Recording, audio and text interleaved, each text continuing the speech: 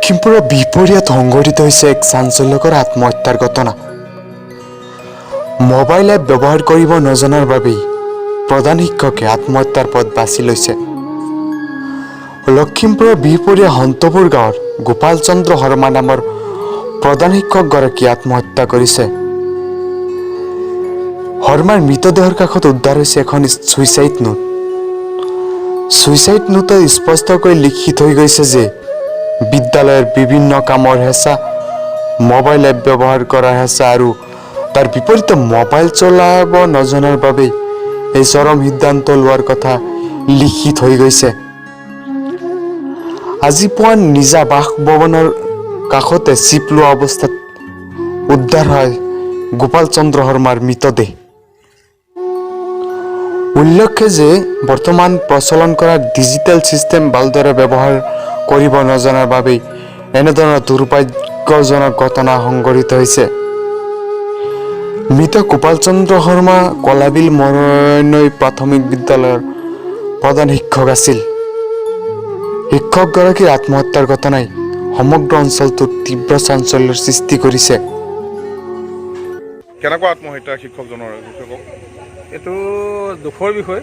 আজি আমাৰ গাঁৱৰে প্ৰধান শিক্ষক গোপাল শৰ্মাদেৱে আত্মহত্যা কৰিলে। জানিয়ে অত্যন্ত দুখ লাগিলে। আহি পেলাই আমি দেখোঁ আৰু তেখেতৰ পাকেটত এখন নোট পাওঁ। ছুইচাইডৰ নোটৰ মতে তেখেতে বিদ্যালয়ত আজিকালি যি নতুন এপছ, বিদ্যালয়ৰ যি হেঁচা, সেইকাৰণে মই কৰিব নজনাৰ বাবে আজি আত্মহত্যা কৰিলোঁ বুলি লিখি থৈ গ'ল। মানে ডিজিটেল যিটো ছিষ্টেম, সেই ছিষ্টেমটোৰ লগত খাপ খাব নোৱাৰিলে নেকি? ডিজিটেলত হয়তো আমাৰ পুৰণা যিসকল শিক্ষক, সেইসকল সিমান পাকৈত নহয়।